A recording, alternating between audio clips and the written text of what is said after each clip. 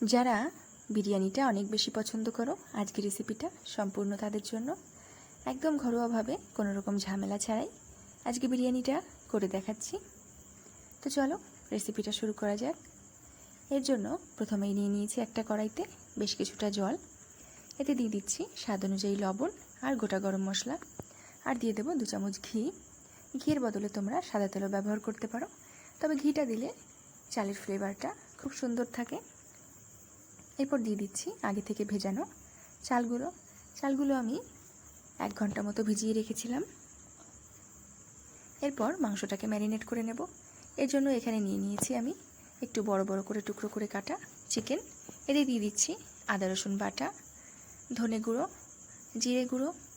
এরপর দিয়ে দিচ্ছি ঝালের জন্য খুব সামান্য লঙ্কা গুঁড়ো, আর রঙের জন্য দিয়ে দিচ্ছি হলুদ গুঁড়ো আর কাশ্মীরি লঙ্কার গুঁড়ো।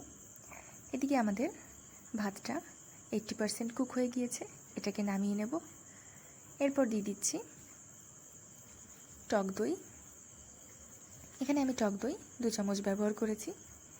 এরপর দিয়ে দিচ্ছি বেরেস্তা, আর বেরেস্তা ভাজা যে তেলটা ছিল সেই তেলটা দিয়ে দিচ্ছি, আর দিয়ে দেব বিরিয়ানি মশলা।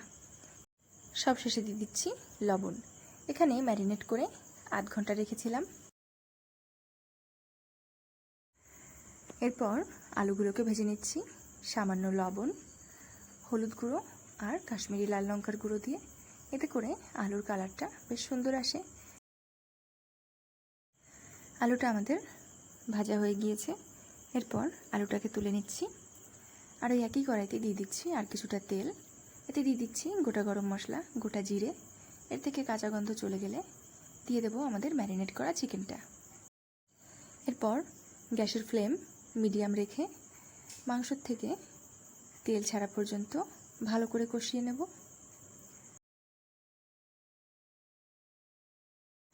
এরপর দিয়ে দিচ্ছি আগে থেকে ভেজে রাখা আলুগুলো। এরপর আলুগুলো ভালো করে মাংসের সঙ্গে আর একবার কষিয়ে নেব। মাংসটাকে ঢেকে ঢেকে কুক করার জন্য মাংসটা বেশ সুন্দর গলে গিয়েছে, আর এখানে আমি কোনো রকম গ্রেভি রাখিনি।